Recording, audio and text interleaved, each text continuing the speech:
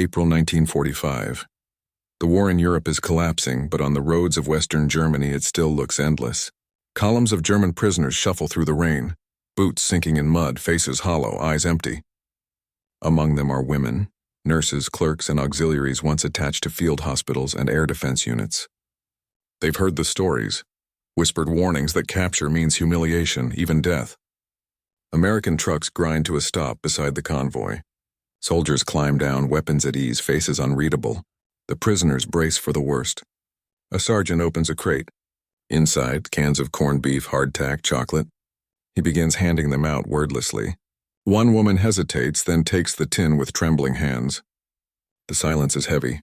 For the first time in months, there's no shouting, no blows, no orders. Only the sound of rain on metal and the faint rustle of wrappers. War had stripped them of everything, except the shock of unexpected kindness. By the spring of 1945, the Third Reich was dissolving under its own weight.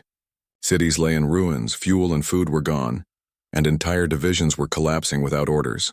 The Allied advance, from the Normandy beaches through the Ardennes and across the Rhine, had shattered every illusion of a German counterattack.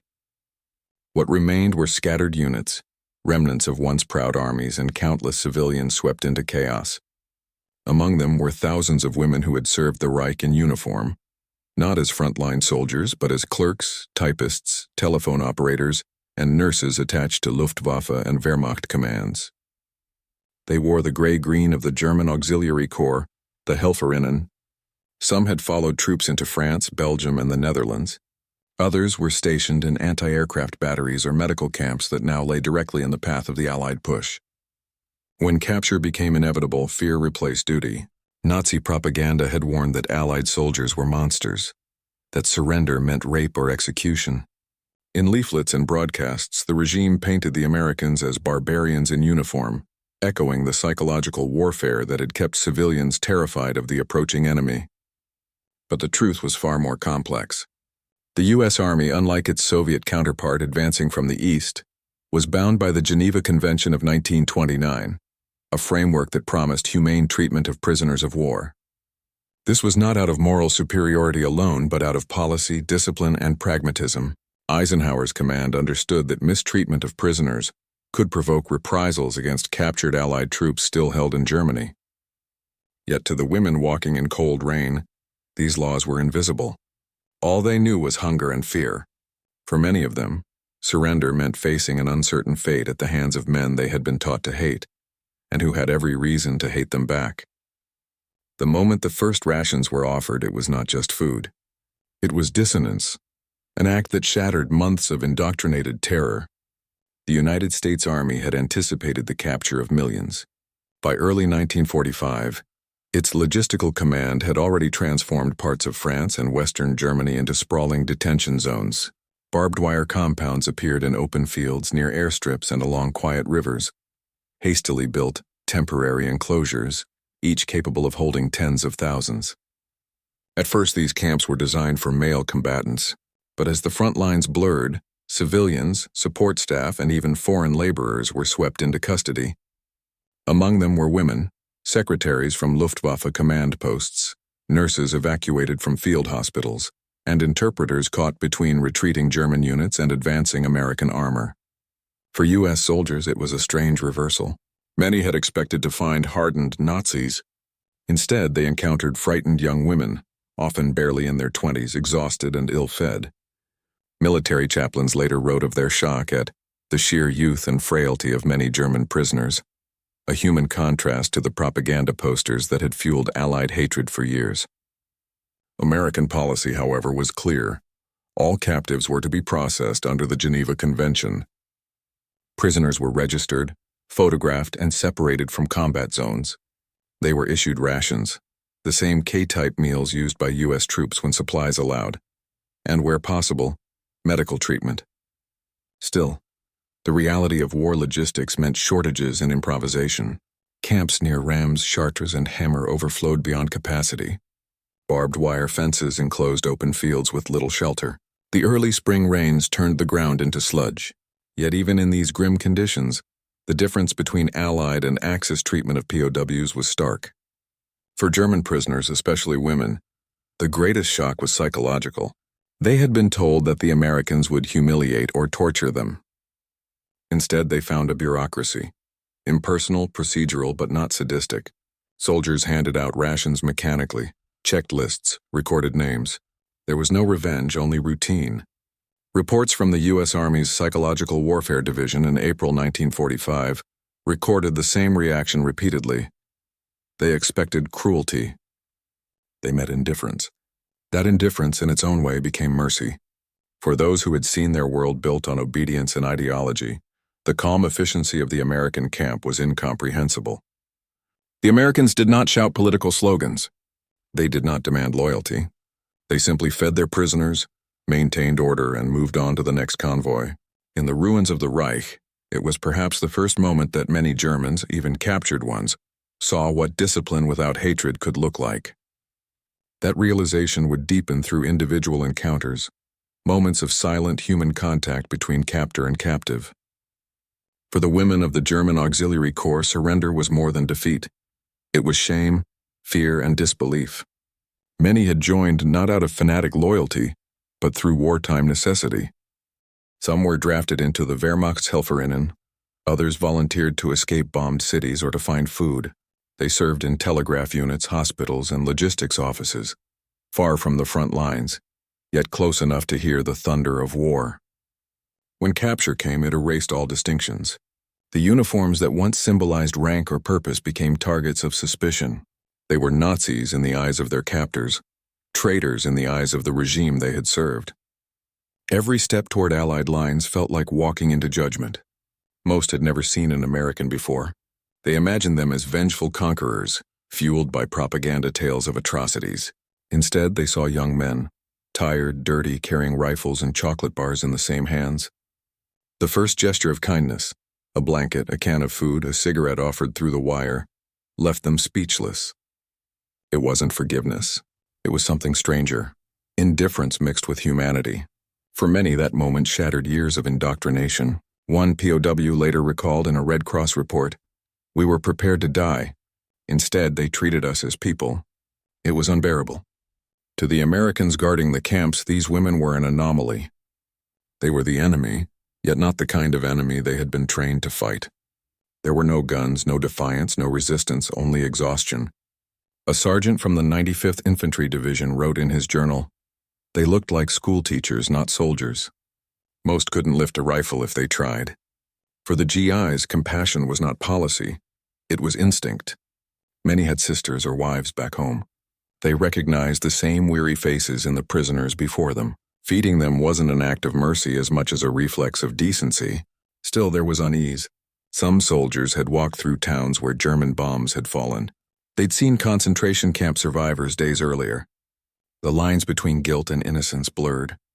Yet in those muddy enclosures, humanity resurfaced quietly, in silence, in restraint, in the simple act of giving food without words. It was a different kind of victory, not over an enemy, but over hatred itself. And it raised deeper questions of morality, obedience, and leadership that defined the final months of the war. Behind every humane encounter lay a complex structure of military regulation. The United States Army was not improvising compassion, it was enforcing it. In December 1944, Allied Command reaffirmed its strict adherence to the Geneva Convention relative to the treatment of prisoners of war, 1929. This was not mere paperwork.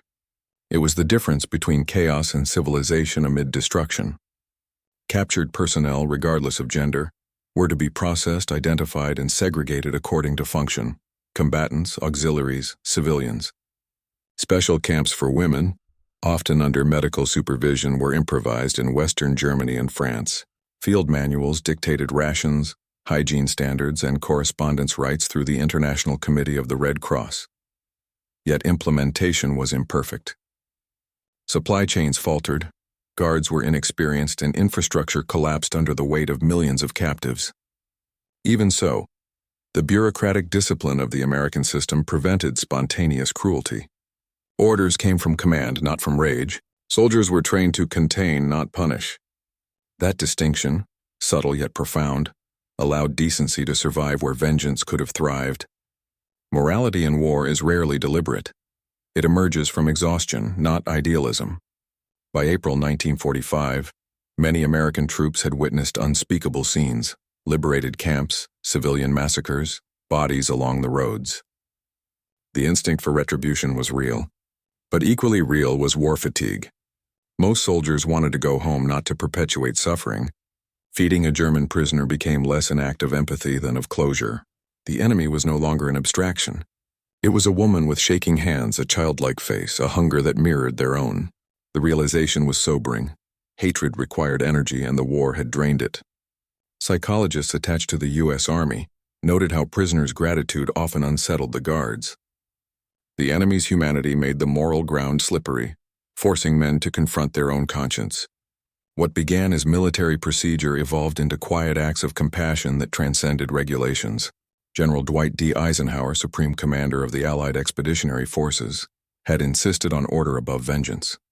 His directives emphasized military necessity, not emotional reprisal. In his headquarters memos, he reminded officers that the war's moral victory depended on restraint. This ethos filtered down the chain of command. Junior officers enforced discipline not through punishment but through consistency. The humane treatment of German POWs, including women, became a statement of principle. It told the world that Allied victory was not only strategic but moral. This leadership tone shaped thousands of individual encounters, including the day when frightened German auxiliaries were met not with violence, but with food. That moment, small in scale, vast in meaning, marked the quiet turning point of the story. It was early April 1945, near the banks of the Rhine, close to the shattered bridges of Remagen. The war had shrunk to its dying breaths, but along every road it still bled. The German lines had dissolved into fragments. Columns of retreating soldiers, civilians, and military auxiliaries moving west, desperate to surrender to the Americans before the Soviets arrived. A convoy of trucks crept through the rain. Inside sat 20 or 30 women in faded Luftwaffe gray uniforms, clerks, nurses, and radio assistants from a nearby airfield command. Their commanding officer had vanished 2 nights earlier. They drove until the fuel ran out, then walked. By dawn, patrols from the 9th Armored Division had already spotted them. The encounter was swift. The women raised their hands before the Americans even gave an order. No shots were fired. The soldiers, cautious but tired, motioned them to the roadside. The prisoners stood silently, soaked and shivering. A few clutched their Red Cross armbands, hoping it might shield them from what they feared was coming. Then came the order to disarm: belts, knives, insignia, radios. Every gesture was slow, careful. One young American corporal, no older than 20, kept his rifle pointed low, eyes darting between faces. These weren't the enemy from the training posters. They were exhausted, frightened people. A jeep arrived with supplies, rations, water, blankets. The sergeant in charge gave a short command, and boxes were unloaded. Cans of Spam biscuits and Hershey bars. The women hesitated, unsure if it was a trick. Then, as one of them finally reached forward, the tension broke. She opened the tin, the smell of processed meat filling the air. Hunger overtook pride. Others followed, eating in silence. The Americans turned away, giving them privacy and an unspoken gesture of respect. A medic moved among them, checking frostbitten fingers and bandaged feet. When one woman whispered "Danke," the sergeant nodded once, said nothing, and moved on. No speeches, no grand gestures, and just the quiet choreography of decency. For the captured women, that moment rewrote everything they had been told. The Americans didn't scream. They didn't humiliate. They didn't gloat. They fed them. For the soldiers, it was just another duty. For the prisoners, it was revelation, the collapse of fear itself. The war had not ended yet, but in that muddy field, humanity had briefly returned. By nightfall, the captured women were transported to a temporary holding camp outside Remagen, one of dozens hastily constructed along the Rhine. Rows of barbed wire stretched across open farmland, illuminated by flickering searchlights powered by a sputtering generator. The sound of rain hitting tin helmets filled the silence. For many of the prisoners, this was their first night in captivity.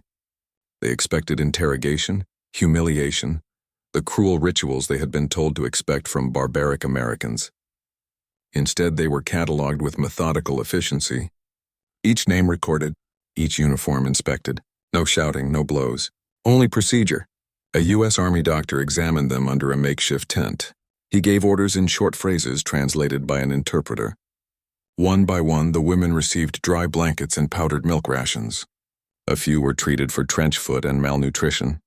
The doctor barely looked them in the eye, not out of contempt but from fatigue. He had seen too much suffering to assign it nationality.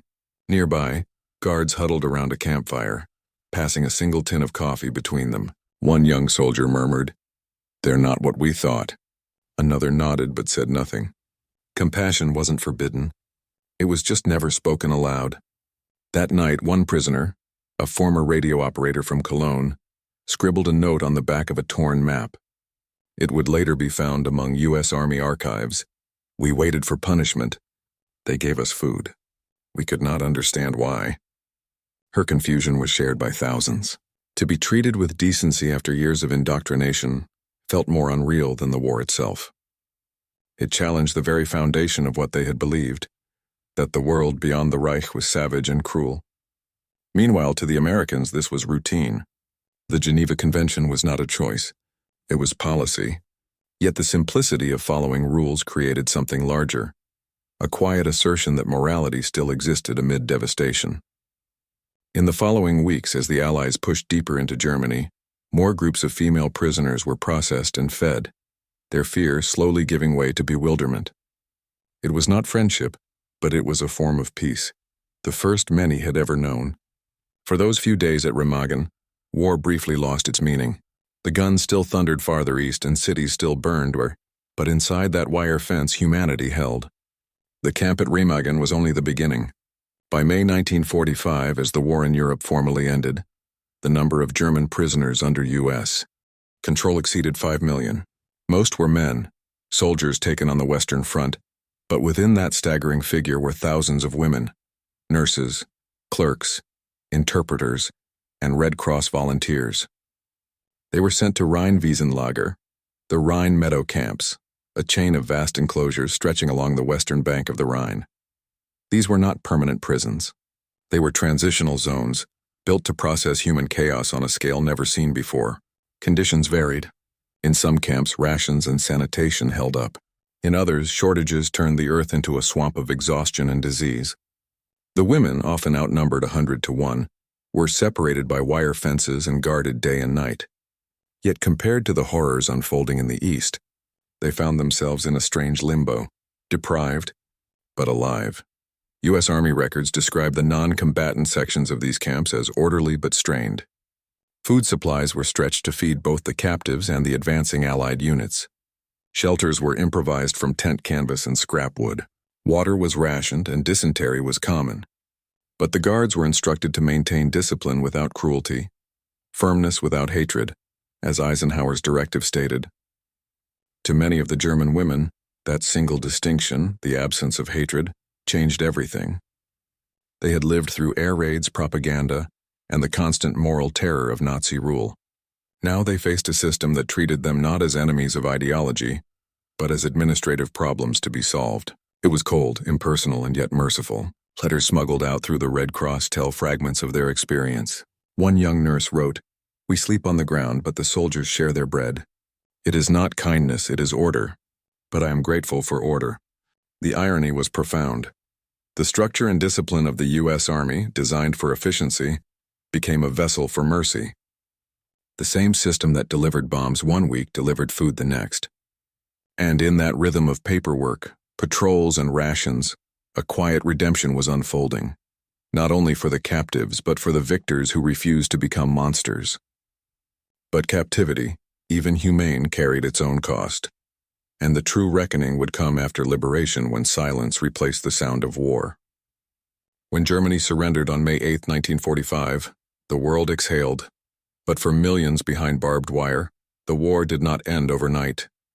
The Allies faced a logistical crisis of historic scale, feeding, housing, and repatriating millions of prisoners scattered across Europe.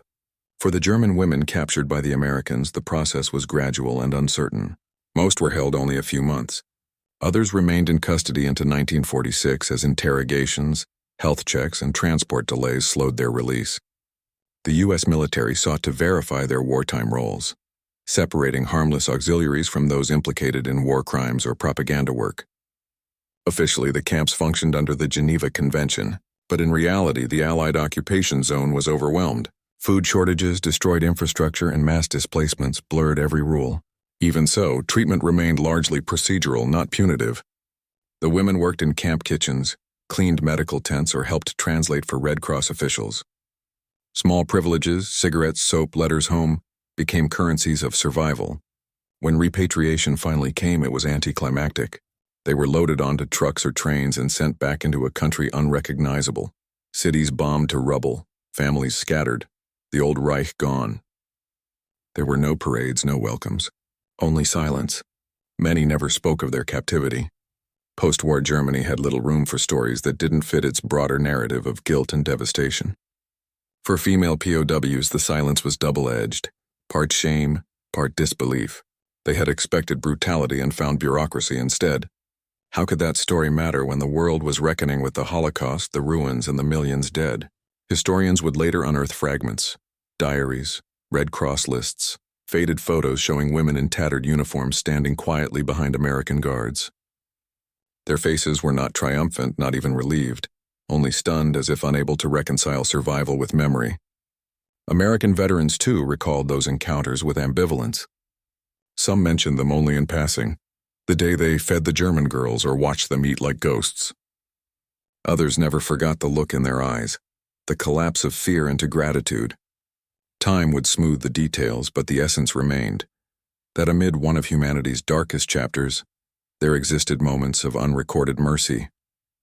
Those moments didn't change the outcome of the war, but they changed how it was remembered, as a reminder that even in total victory, the measure of civilization lies not in conquest, but in restraint.